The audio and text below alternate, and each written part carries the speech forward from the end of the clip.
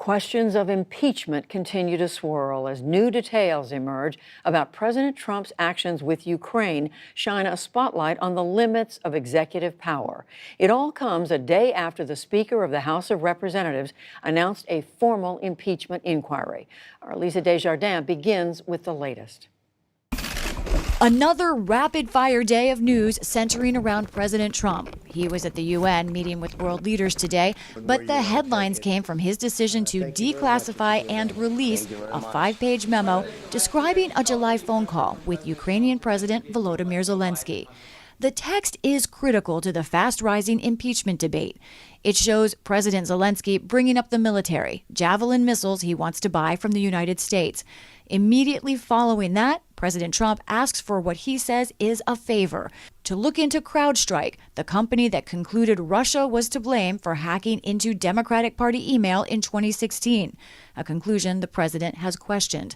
After Zelensky responds, stressing the ethics of Ukrainian investigations, President Trump next says he has heard about a Ukrainian prosecutor who was unfairly shut down.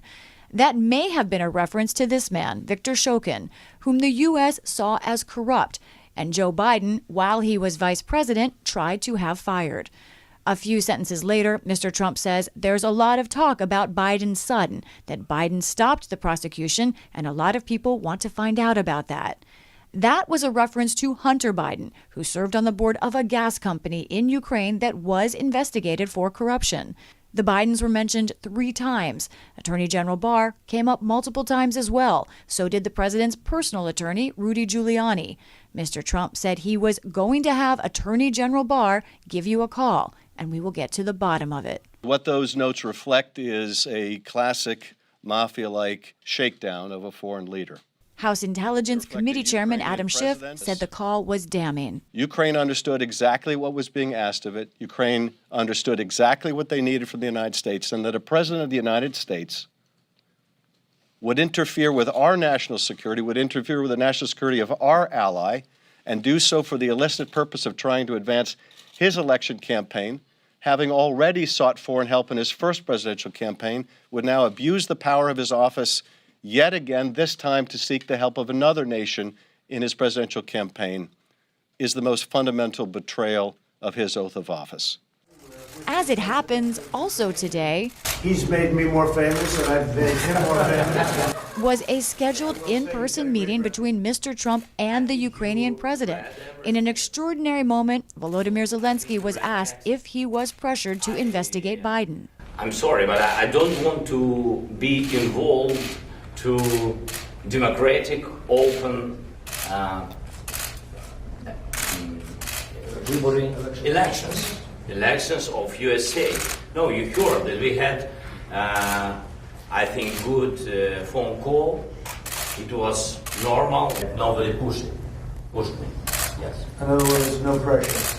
Mr. Trump was confident, pointing to poll numbers. But later, Zelensky, speaking in his native tongue, seemed to clarify that he did not pressure anyone in Ukraine as a result. Meantime, another thread of the July phone call involved the Department of Justice, which announced today that the original whistleblower account raised a possible criminal act by the president on campaign finance charges. But according to a Justice Department spokesperson, after reviewing the controversial call, prosecutors could not make out that there was a criminal campaign finance violation. The Justice Department also issued a statement that the president has not spoken with the Attorney General about having Ukraine investigate anything related to former Vice President Biden or his son. On Capitol Hill, many Republicans circled around the president. From my point of view, to impeach any president over a phone call like this would be insane. Many, like South Carolina Senator Lindsey Graham, echoed the president's calls for an investigation into Biden. Vice President Biden is a good man. I've enjoyed a good relationship with him.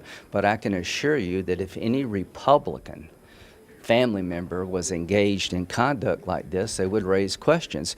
A lot of people felt the guy was corrupt. But the one thing that I think has to be dealt with here is that the son of the vice president was receiving a lot of money from the Ukraine, and some of the sources of the funds were under investigation by the prosecutor. I don't know what the right answer is. I just hope somebody will look at it. The spotlight will likely remain on the Capitol tomorrow, where the acting director of national intelligence, Joseph McGuire, is set to testify about the original whistleblower complaint.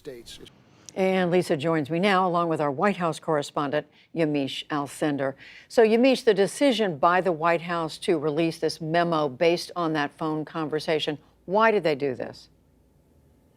Well, that question is really at the heart of today. Why would the White House take the risk of releasing at least some details of this call between President Trump and the president of Ukraine? There are two answers to that question. The first is the president obviously thinks that this call helps him in some way. The second answer is that there was public pressure to release this call and that the White House had no choice but to release this call. The president at his press conference today said that he hated to do this. He said that he felt as though he had to do this because there's a lot of, quote, fake news and that he felt like Democrats were lying about him.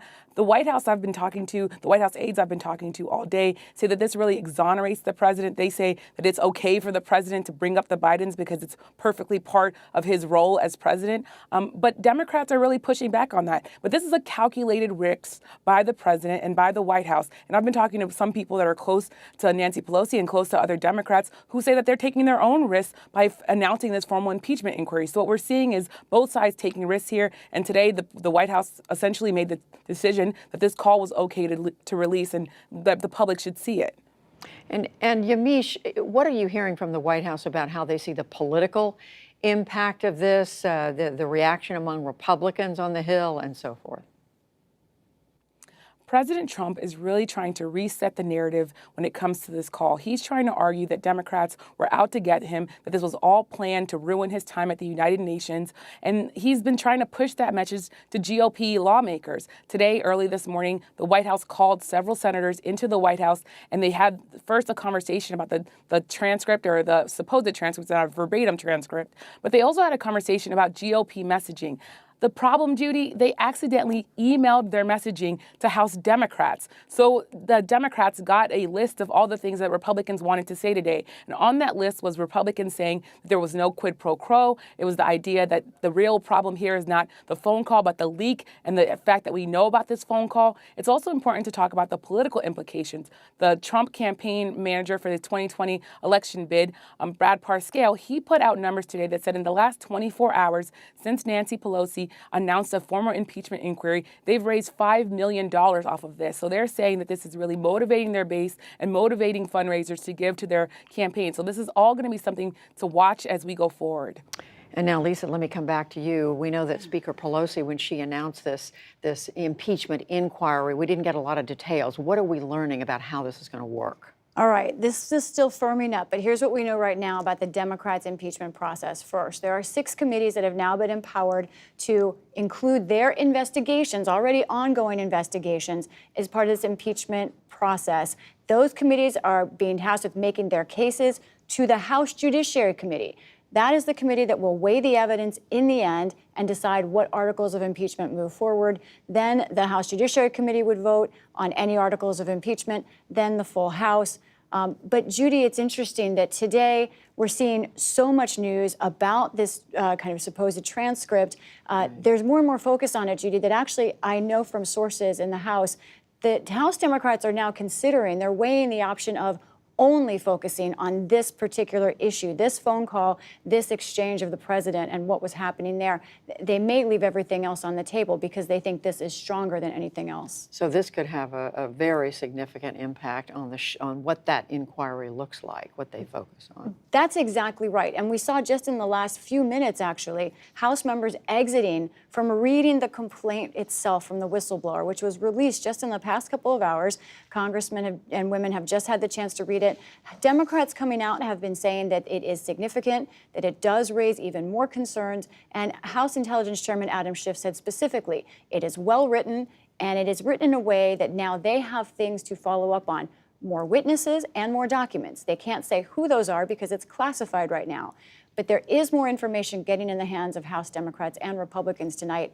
Republicans, meanwhile, by the way, most of them are, as we reported, on the president's side. Not all. Mitt Romney, a senator from Utah, former presidential candidate, said that he found things to be concerned about. There was concern for him in what he read of that phone call this morning. And we'll see how they're reacting as this whistleblower information comes out. And just finally, Lisa, what about the rest of the congressional agenda? You were talking to us about how that is going to be affected by all this focus now on impeachment. Right. These are the folks that are supposed to govern us, the president and Congress. There are several issues that now could be in jeopardy because of obviously even more tense relationships here. At the top of that list, the U.S. Mexico-Canada trade deal, which the president would like to get passed, but even he mentioned today that he is not sure that that's going to get through the Congress. Then after that, gun violence, something the president had said he was interested in, but Judy had not actually put forth a proposal on yet. And then after that, prescription drug prices. These are all three issues that there was talk about maybe bipartisan negotiating, perhaps a deal coming through. And now we have to watch them because it seems that those are all going to be made more difficult because of the atmosphere of impeachment. It's fast moving, so much to follow. Thank you to both of you, to Lisa and to Yamiche. We appreciate it.